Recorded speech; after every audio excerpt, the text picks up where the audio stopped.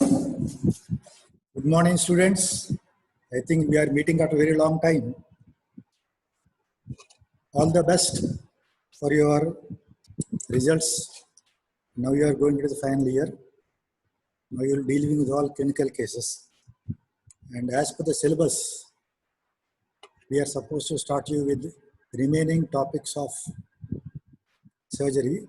One of them, which is of little importance, not little, but more importance, is inflammatory disorders. So I hope you are getting ready to take it. We will try, I will try to cover you the basic fundamentals, but you have to do your own homework, read it and get prepared. And in between, I'll try to guide you where to be stressed, where not to be stressed, and where you may get a short notes, which is important for the exam point of view. See, now when you say exams, there are two exams for you now. One is the university exam, second is the competitive exam. Both I will try. So once again, congratulations to all who have passed and come into the final year. Let us hope you will have flying colors and all will have a postgraduate degrees with you. Now coming to IBD. IBD is a standard abbreviation that stands for inflammatory bowel diseases. That means any disease affecting the bowels which is inflammatory in origin is labeled as IBD, and this IBD is a standard abbreviation accepted. So whenever somebody says IBD, you have to understand that it is inflammatory bowel disease. It also means that it is a group of diseases. In this group, we have two main diseases. One is Crohn's disease, the other one is ulcerative colitis. There are other diseases. They are not important, but sometimes they are asked in your viva and in the competitive exams. The third group is indeterminate. That is because the first one Crohn's, the second one ulcerative colitis, the third one's indeterminate group. In these three, first two, we could find some reasons. Third one is indeterminate. What is the positive 100% organism and whether it will fall into any other group is not determined. Hence it is called indeterminate, which includes infections of small bowel as well as large bowel. That is not important. You should remember Crohn's disease and ulcerative colitis.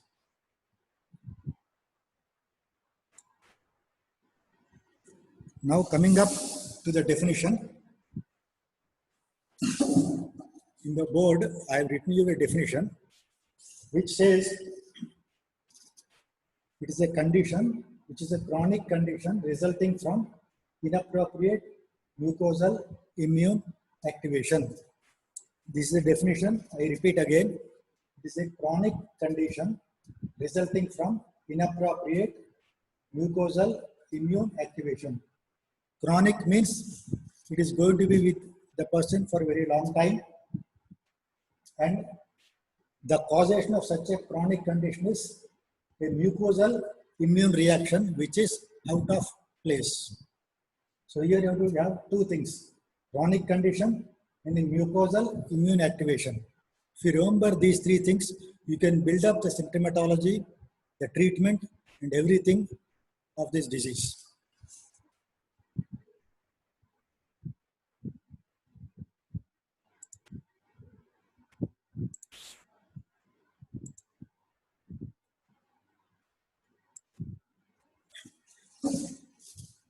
Now, as per the definition, we said it is a chronic condition, mucosal immune activation.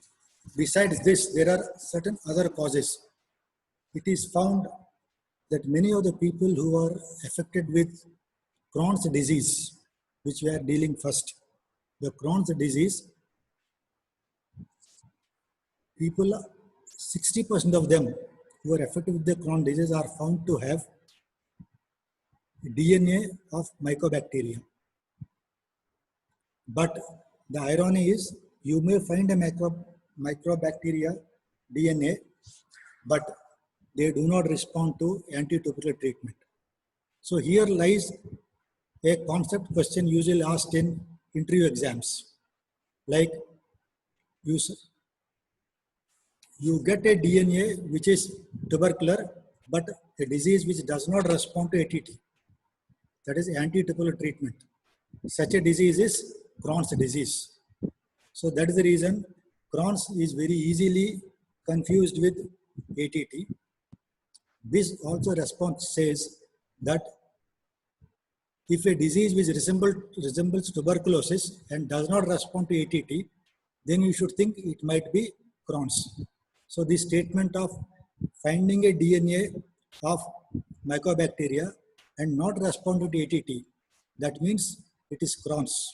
And if you are treating the ATT and you are not getting response, that is Crohn's. It is the other way around, both the ways. Second most important is genetic.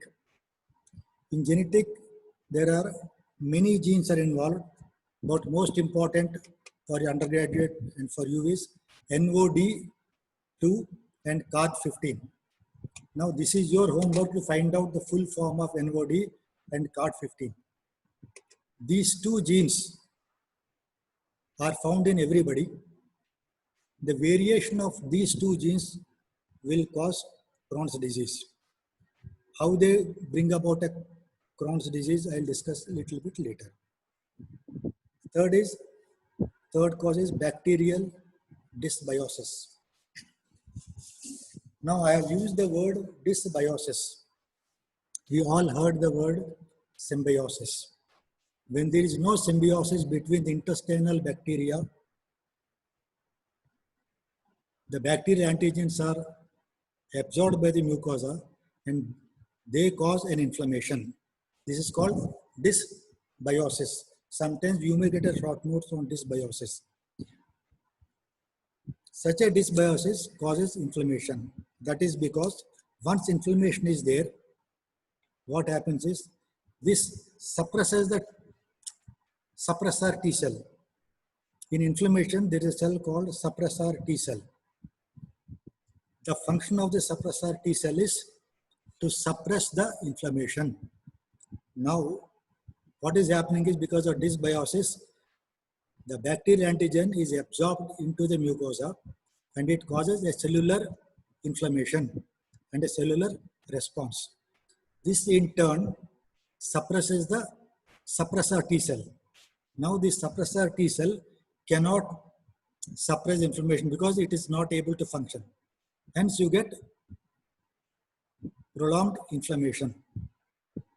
This is one of the ways of getting an immune reaction because the suppressor T cell is suppressed. Third is food. Refined foods. Refined foods are also act in the same way like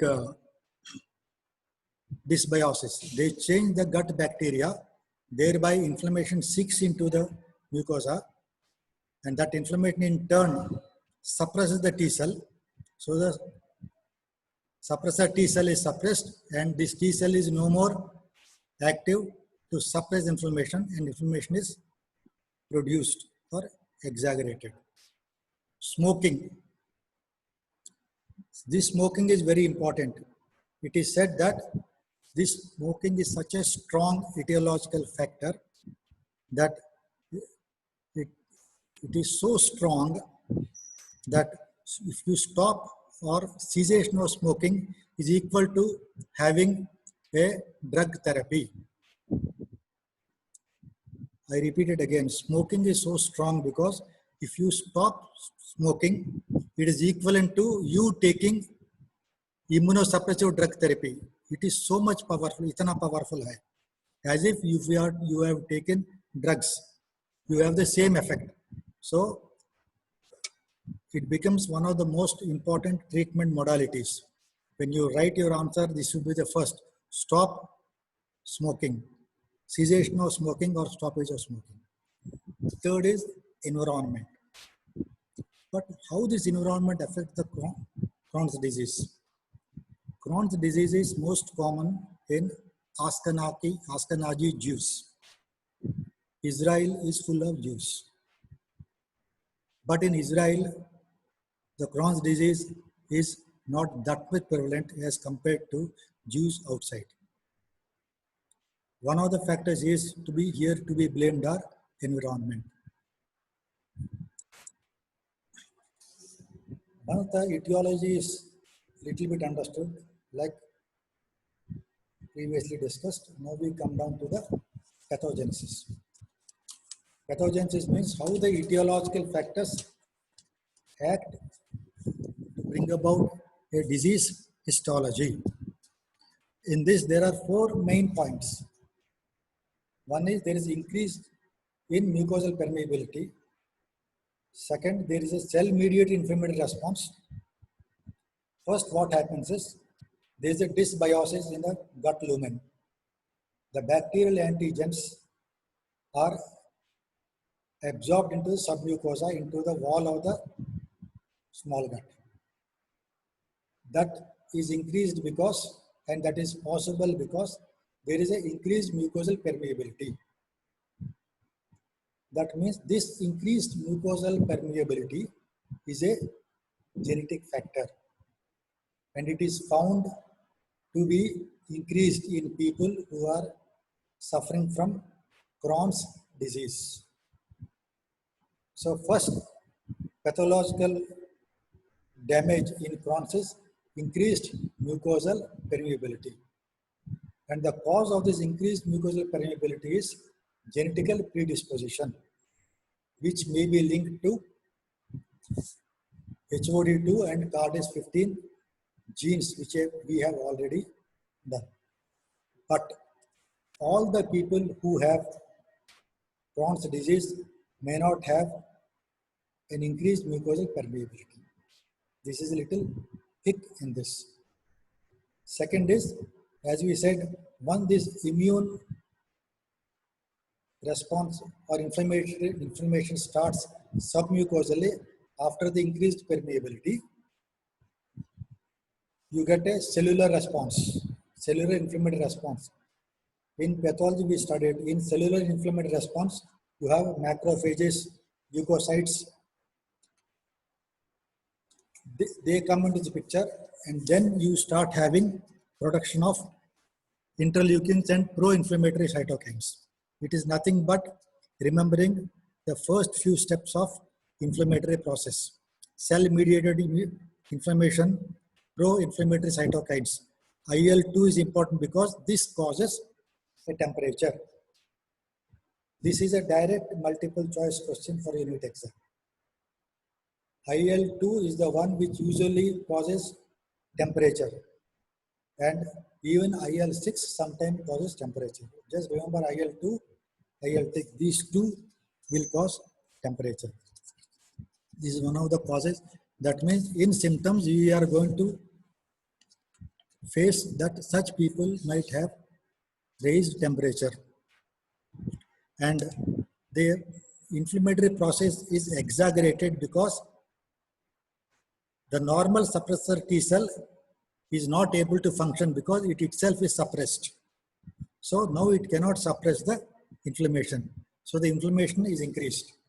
That means submucosally you are having cell-mediated immune responsive inflammation. This is the hallmark pathology of Crohn's disease, and it involves all the layers of the intestine, small gut, all the layers. Pan inflammation, it does not leave any level. From the mucosa to the serosa outside, the whole thing is involved. And you see, when there is cell-mediated inflammatory response, what happens? Either the response, inflammation will subside without any effect, or it will subside with fibrosis, or it will turn into an abscess. So the ultimate of the inflammatory responses are no effect, resolved, or you have increased of fibrosis, or third, it heals by an abscess. So these, in such a condition, you have an inflammatory process leading to fibrosis or an abscess formation. When abscesses are there, you have all the features of an abscess. If you have inflammatory process and this causes thickening of the lumen, you have reduced lumen, wall thickening, reduced lumen, you get signs of obstruction. Pathology. This Crohn's disease, where does it involve and which areas does it affect? Crohn's disease affects right from mouth to anus.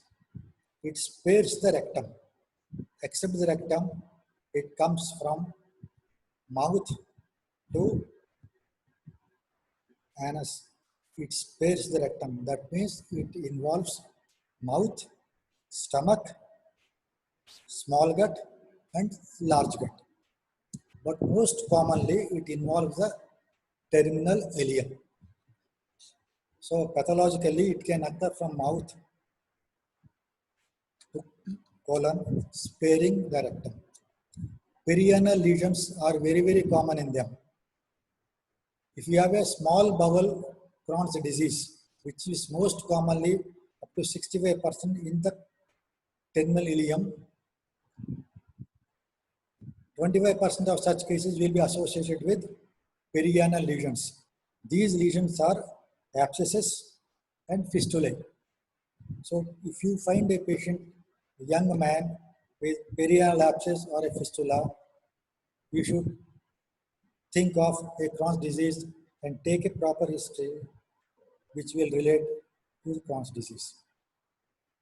If the Crohn's involves the colon, the incidence of perianal lesions is very high. 75% of colitis, Crohn's colitis, will be associated with perianal lesions.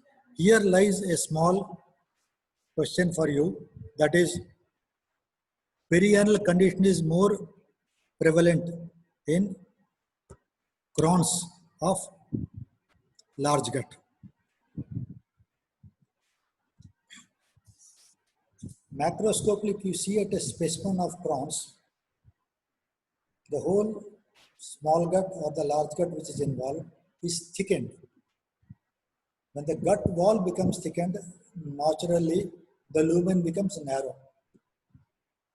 Second is the fat on the mesentery of the small gut encroaches over the small gut. Second, you get linear ulcerations, which sometimes they are called as snake ulcers, which are superficial to deep. And a classical representation usually called as a cobblestone appearance. All the above narrow lumen, fat wrapping and ulceration combined will give you a feeling of cobblestone. Cobblestone is nothing but the areas which are involved because of thick wall and fibrosis, they are flattened down. The areas which are not involved, normal mucosa swells up. So you got elevated areas and flattened diseased areas. This combination gives you a picture of a cobblestone appearance. Because it is an inflammatory process, you will find local lymph nodes enlarged.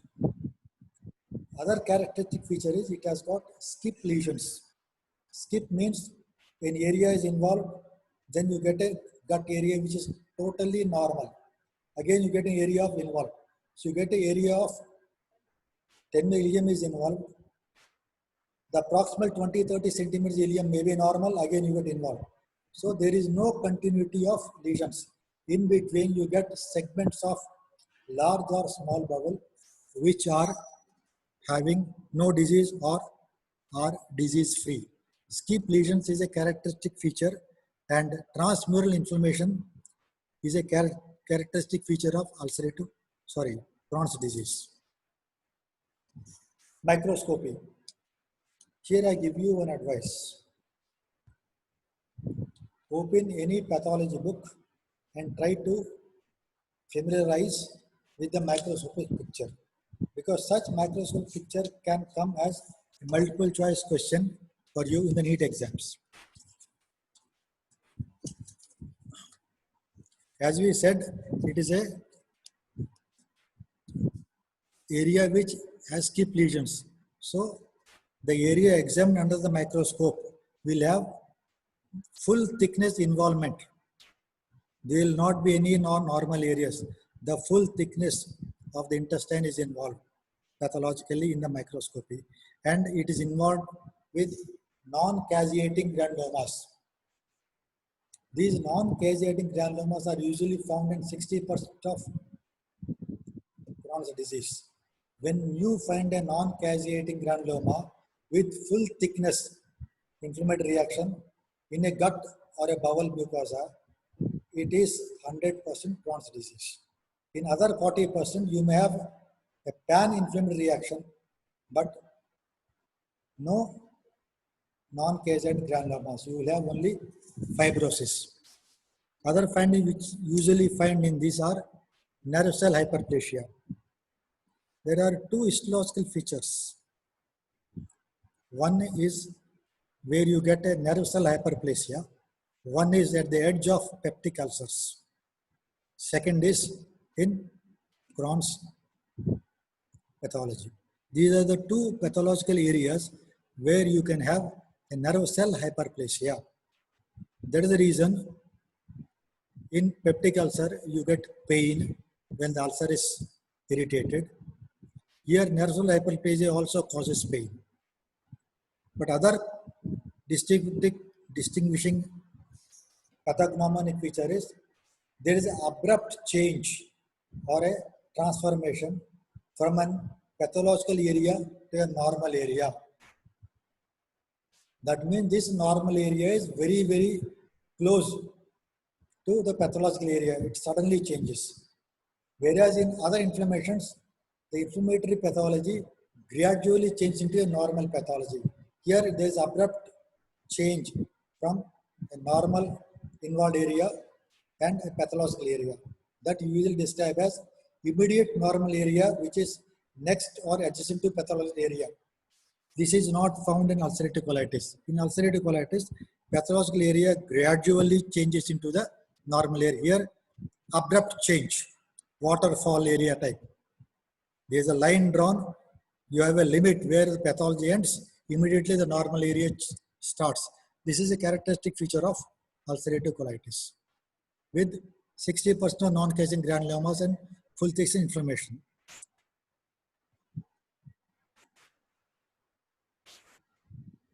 Now, till now we have covered etiology to an extent, saying that you may get tuberculous DNA positive but will not respond to ATT. We said genetic factors like MOD2, CARDIS15.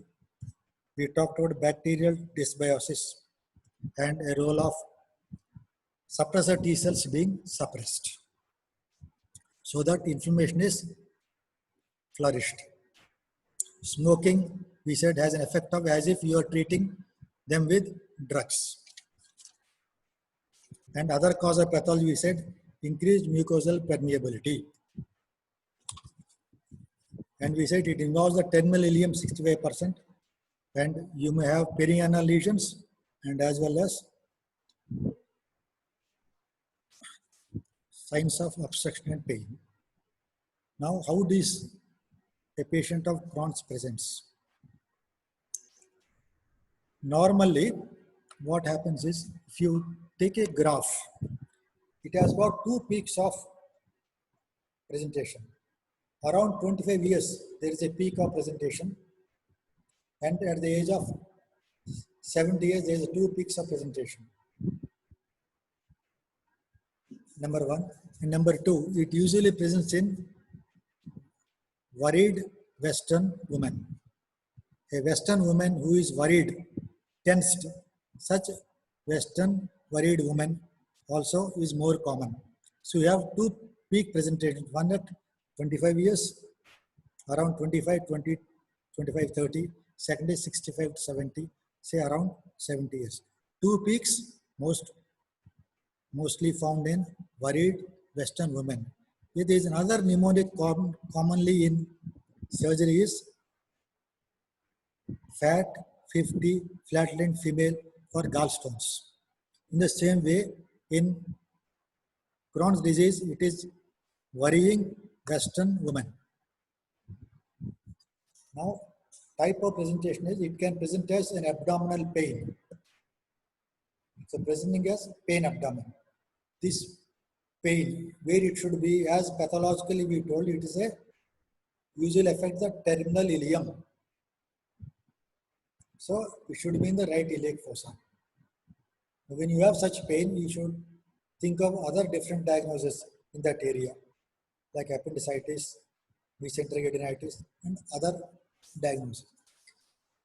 Second, it presents a diarrhea over months, and they come in bouts. You have loose, watery, or frequent stools for a period of 7 to 10 days, a quiescent period of 10-15 days, or even 1 month. Again, you have it. These are called as bouts of diarrhea.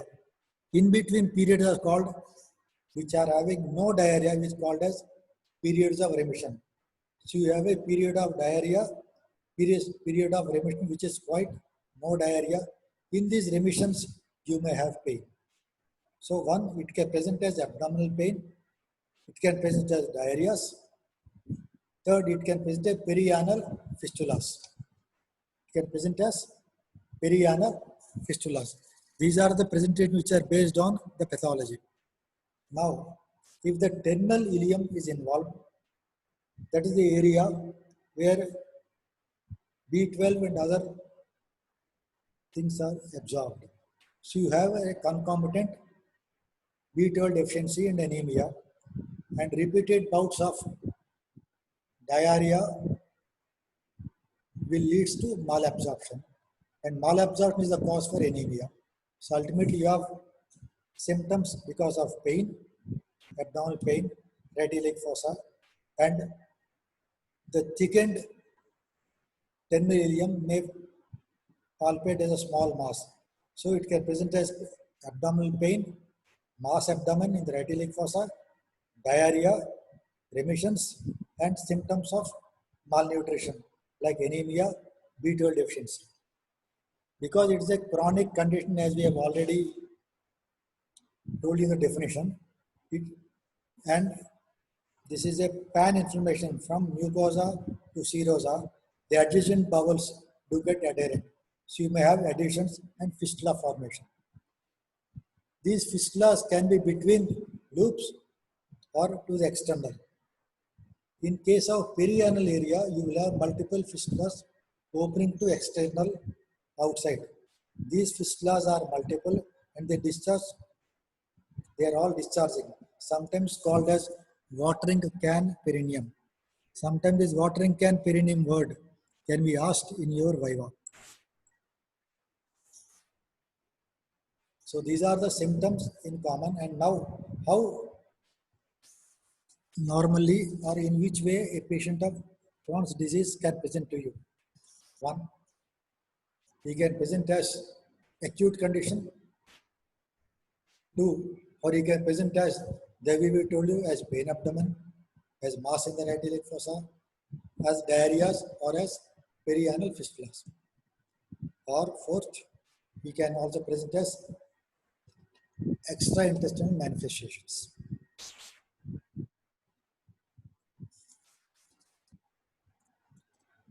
In acute condition, you have to differentiate between appendicitis, perforation, abscess. They mimic all these three conditions.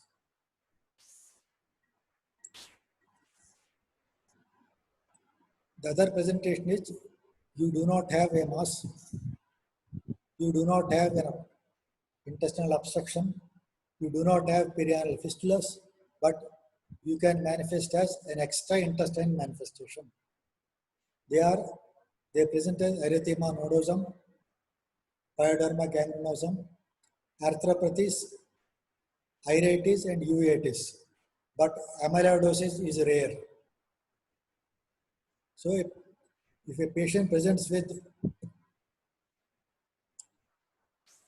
nodular skin swellings or small skin gangrenous areas like pyoderma gangrenosum, one has to suspect this might be extraintestinal manifestations of Crohn's disease. There are other extraintestinal manifestations which are not related to it. Erythema nodosum, pyoderma gangrenosum, these are all related directly to the intestinal Crohn's disease. There is something called unrelated to the disease, but which are extraintestinal, like gallbladder stones, renal stones, sclerosing cholangitis, and primary sacroileitis. This primary sacroileitis causes a back pain. Gallstones and renal calculi are not directly related to Crohn's disease, but they are associated with it because as a secondary feature they come because of malnutrition and absorption defects.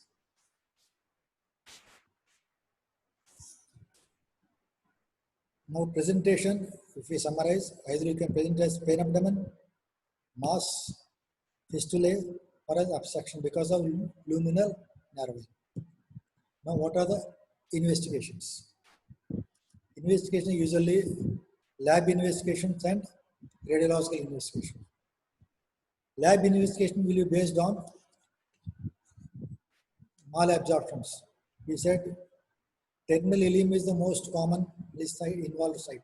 In such cases, B12 absorption is defective, you get anemia. There will be folate deficiency and you get a deficiency of B12, folate, albumin, magnesium, zinc and selenium. In this, albumin is supposed to be indicative of malabsorption. So if you get a multiple choice question saying in malabsorption, the test of laboratory means it is albumin testing lab. Laboratory albumin testing denotes that it is a case of malabsorption. In this case, you find B12 deficiency, folate deficiency, and albumin deficiency. And because it's the inflammatory process as per our definition, you have raised CRP, that is C-reactive protein, and orosomucoid, it's called OSMs, and raised ESR. Now, what is orosomucoid? This orosomucoid is also a type of acute phase reaction. It is supposed to be raised in case of intestinal inflammations. Stool examination. In stool, you find a raised calprotectin and a raised lactoferrin. Lactoferrin I have not mentioned here. One is calprotectin and second one is, you read the lac separately, LAC, lactoferrin. One is calprotectin, lactoferrin. These two are proteins which are found in the stool of patients of chronic Crohn's disease. The source of this protein is, we said in Crohn's disease there is a inflammation. In inflammation you have an leukocytic cellular phased inflammation. Leukocytes, macrophages, all these come up. Polymorphonucleocytes. In the cytosol of the PMNs, this calprotectin and lactoferrin are found and they are released out. So this is an indication that you have got increased number of PMNs, polymorphonucleocytes, or there is a high activity of cellular inflammation. So finding of these two proteins, calprotectin and lactoferrin, these are indicators that the disease is active. Hence they are called specific markers for Crohn's disease. Then what are the investigations? One is endoscopy. Endoscopy for the colon, if Crohn's disease involves the colon, and upper endoscopy is if it involves the mouth, esophagus, and the stomach, or the upper small intestine. The terminal ileum cannot be seen with endoscopy. And what we actually find in endoscopy is you will find areas of absolutely normal mucosa and you will find areas of inflammation. That is the, and in the areas of inflammation, the lumen is narrow. Second is capsule endoscopy.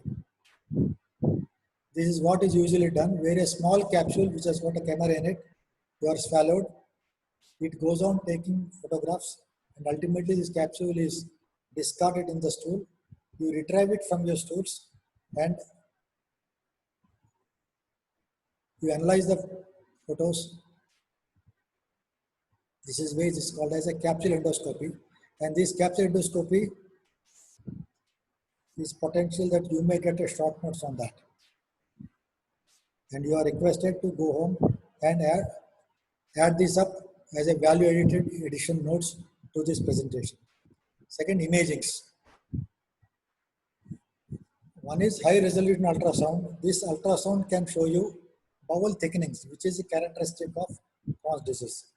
If you find bowel thickenings with normal areas of intestine, it is a feature of Crohn's disease. Second is barium contrast. Because the bowel is thickened, the lumen becomes narrow. And when this involvement is the terminal ileum, you have a normal small bowel up to the terminal ileum. In the last few centimeters of terminal ileum becomes narrow because the lumen is not there. So the barium in this forms a thin string, which is sometimes called as string sign of contour. Now you have to go back, open your Bailey and Lauber textbook and try to find out in the photograph there where this string sign of contour is. Train your eyes to find it. That is the best and easiest way to it. Third is CT and MRI. CT and MRI are best to find out thickening of the small guts, and you can find abscesses, you can find fistulas. Other is MR enterography. All these previous imaging will give you findings of thickened lumen and areas of normal lumen, areas of thickened intestinal wall with narrow lumens, and they are like skip lesions, abscesses and fistulas. Now, what is the treatment? We all know when it comes to treatment, it is either medical or surgical. But here in Crohn's disease, the treatment of surgery is limited to certain clear-cut indications. And the aim of treatment is you should achieve a remission, disease-free interval. Second, when you achieve such a remission, should maintain that remission. Third, should not have a complication. That means treat or prevent complications. The aim is three. The aim of Crohn's disease sometimes comes as short notes. The aim is you should achieve a remission. Once you achieve it, try to maintain it. Third, treat complications or try to prevent them. If you maintain remission, complications are prevented. So we said one of the pathological features of Crohn's disease is thickening and luminal narrowing. When there is luminal narrowing, you get subacute obstruction, or it leads to intestinal obstruction. So and we also know that this is a limited area. So in such areas, endoscopic dilatation is done in case where the stricture is uninflamed, unulcerated, and is in an accessible area. If the stricture is accessible, it is uninflamed and unulcerated, such strictures can be endoscopically temporarily dilated. Other treatment is medical treatment than the surgical treatment.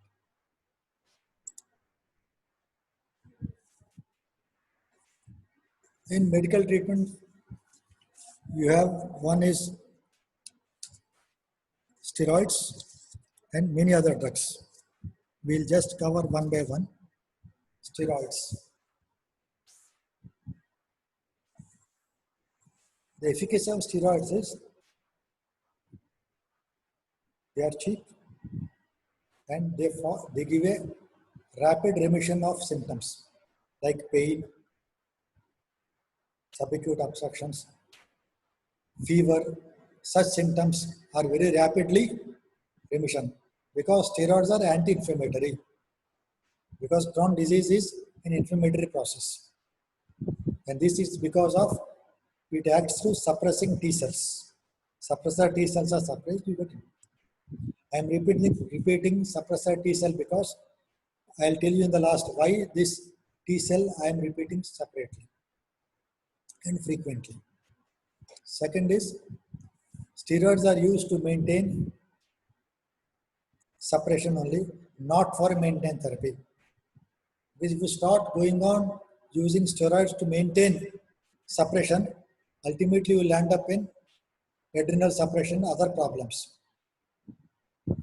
These are indications are for sudden onset of inflammation leading to temporary obstruction. Second, they can be used either orally or locally. Recently they said locally means as enemas, orally as tablet forms. You know the drug budesonide, which is used for inhalation in chronic asthmas. This is supposed to be effective and it has less systemic side effects like using steroids. Other is there is no role of long-term therapy in case of steroids because they cause adrenal suppression. Long-term therapy you can use only in case of immunomodulators. Steroids are a no for long-term therapy. Immunomodulators are yes for long-term therapy.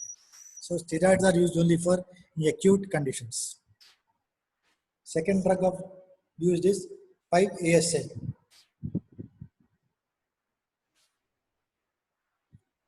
5-ASA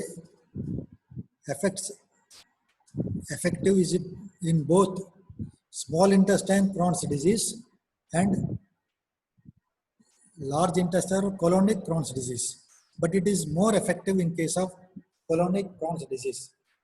So 5-ASA, 5-aminosalicylic acid is also drug of choice. Second, other drugs are metronidazole and ciprofloxacin. These two are used because we said one of the presentation was diarrhea in the initial stages because it is inflammatory. Metronidazole and ciprofloxacin can be used for diarrhea and even for perianal disease like perianal inflammations, abscesses and fistulas. But chronic usage of metronidazole may lead to peripheral neuropathy. And second, ciprofloxacin leads to Achilles tendinitis or rupture of tendo-Achilles. These are the two complications which are usually found in chronic use of metronidazole and ciprofloxacin.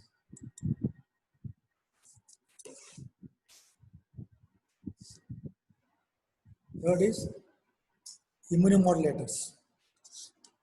Immunomodulators, as we said, it is an inflammation acting through suppressor T cell suppression. That is immune suppression. So azathioprine, which is a purine derivative, is used to maintain standard maintenance therapy, and it has got a steroid sparing effect.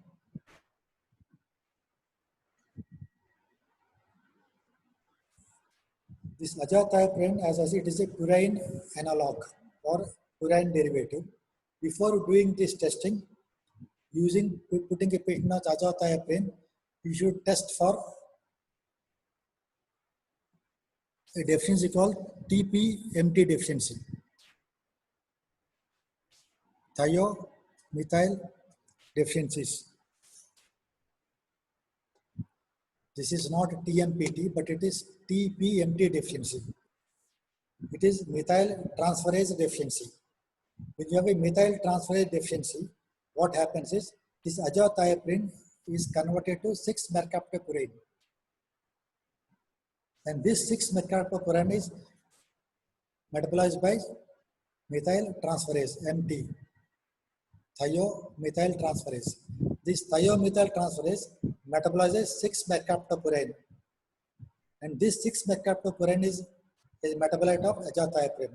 Azathioprine converts to 6-mercaptopurine, and this 6-mercaptopurine is metabolized by methyl transferase. In 10% of patients with Crohn's disease, there is a deficiency of methyl transferase, or there is a defective methyl transferase. When this is defective, 6-mercaptopurine, 6-MP, is not further metabolized. It starts getting accumulated, and this accumulates to supra-pharmacological levels. It may cause suppression of bone marrow. It's very difficult to treat. Even colon-stimulating factors are also not effective. So it becomes mandatory to test for this methyl transferase deficiency in 10% of cases.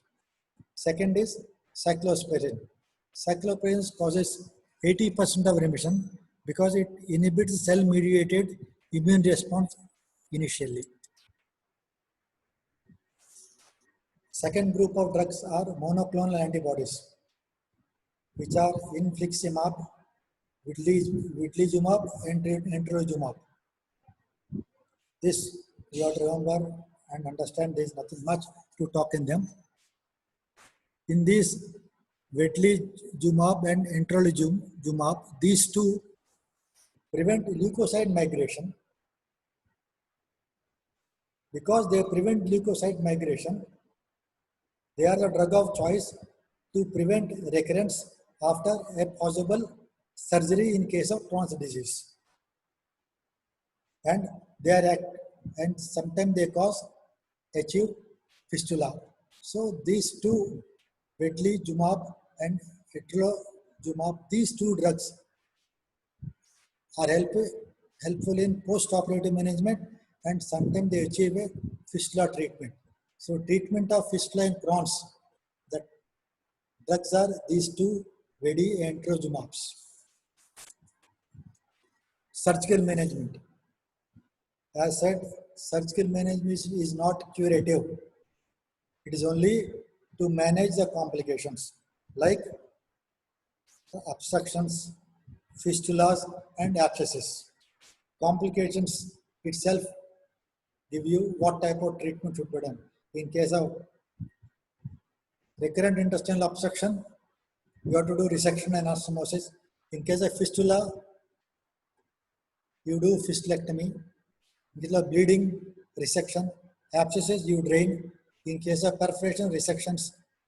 In malignant change, you do resection. But in all these surgical processes, you preserve bowel length. Once you do a surgery, in order to prevent recurrence, these two jumabs, which I have told previously, are the drug of choices. And the main principle is to understand you have to preserve the bowel length and sphincter.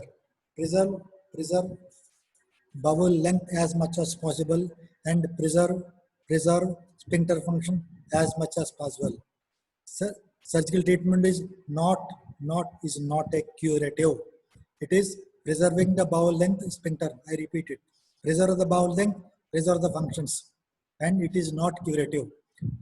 So you cannot guarantee the person, if he asks Crohn's disease, surgery is not curative, it is only maintaining only for the complications. Some advanced motions are there, like it is said that all Crohn's disease patients should be Montreal classified. You check up what is Montreal classification is, which is based on age of onset and it is based on behavior of presentation. So there is a condition called metastatic Crohn's disease. What is this metastatic Crohn's disease? Which is a possibility that you may get a 2-mark short notes. One is that is you will find nodular. It is an extra Crohn's disease manifestation, extraintestinal manifestation of Crohn's disease. Nodular ulcers found on the vagina and skin. Histologically, they are non-caseating granulomas, which is a hallmark of Crohn's. And second, they resemble hidradenitis suppurativa. So this sometimes is mimicked as metastatic Crohn's disease. There is an approach called tap-down approach. If there is a tap-down, there is a tap-up approach. Also, tap-down means when you treat a patient of Crohn's disease, you start with steroids, then antibiotics, then immunomodulators. That is called tap-down. That is, you are stepping down. Immunomodulators are used in the last. Immunomodulators are used in the last. But there are certain approaches. What they do is, this is called step approach, which I have told you. They start with immunomodulators first, which is down. They take it. That's called tap down, which is tap down as immunomodulators. They start doing it first. First immunomodulators, so you get a very good remission. Then start going down to the things. This is called a tap down approach. There are certain important considerations in Crohn's disease.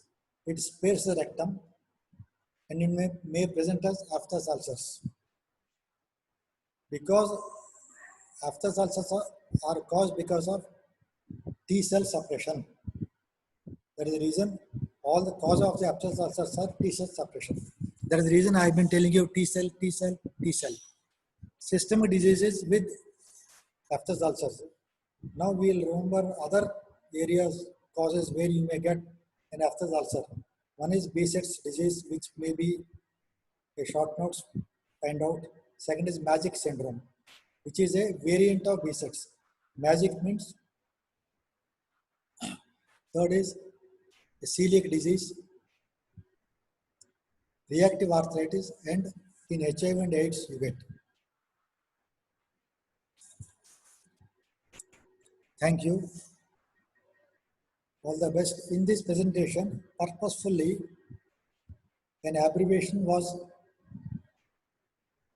shown to you, not in the order. If you can find that out for me, and first 5 students who tell Rangarao sir, this abbreviation was not properly represented. 4-letter abbreviation. You give it to my cell number. Of the first 5, I'll give them a gift when you come and join the college. Thank you.